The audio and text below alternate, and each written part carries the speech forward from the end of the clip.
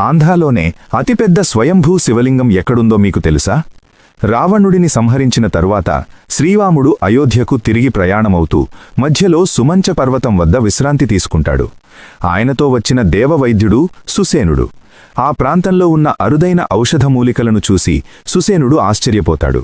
ఇంత విలువైన మూలికలున్న ఈ ప్రదేశంలోని ప్రజల రోగాలను తగ్గించవచ్చని భావించి అతను అక్కడే ఉండిపోతాడు. కాలం గడిచింది. సుసేనుడు శివుడి కోసం ఘోర తపస్సు చేస్తూ తన శరీరాన్నే త్యజించాడు. కొన్ని రోజుల తరువాత రాముడు హనుమంతుడిని పిలిచి సుసేనుడు గురించి తెలుసుకొని రమ్మని పంపిస్తాడు.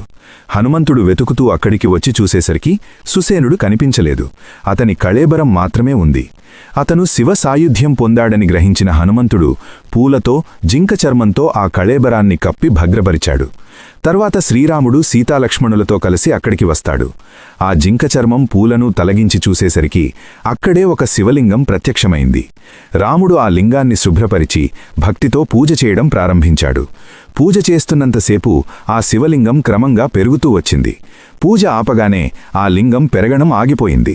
ఆ ప్రాంతాన్ని పాలించే రాజు ఎప్పటినుంచో ఈ శివలింగానికి గుడి కట్టాలని అనుకుంటాడు. కాని శివుడు అతని కలలో దర్శనమిచ్చి, నేను ప్రజలకు ఎండల్లోనూ వానల్లోనూ ఇలాగే దర్శనమివ్వాలనుకుంటున్నాను, నాకు ఎలాంటి గుడి అవసరం లేదు అని స్పష్టం చేస్తాడు. అప్పటినుంచి ఆ శివలింగానికి గుడి లేదు. ఇప్పటికీ టెక్కలిలోని రావివలసలో ఎండల మల్లికార్జున స్వామి మనకి స్వయంగా దర్శనమిస్తూనే ఉన్నారు. శివుడంటే మీకిష్టముంటే కామెంట్లో హరహర మహాదేవ్ అని రాయండి. తప్పక అనుగ్రహం కలుగును.